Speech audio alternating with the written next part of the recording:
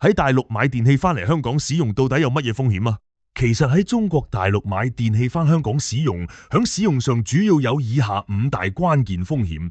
一、插頭規格唔同，內地電器多配備2腳扁形或八字形插頭，香港則使用英國製式嘅3腳插頭。二、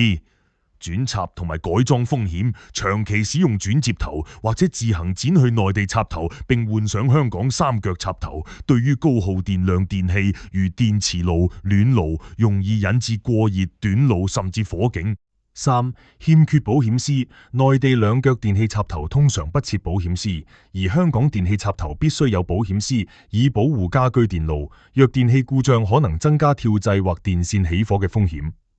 四、欠缺香港安全認證，大陸出售嘅電器並未取得香港機電工程署認可嘅符合安全規格證明書，如符合國際 IEC 標準或特定電線規格同埋防觸電保護。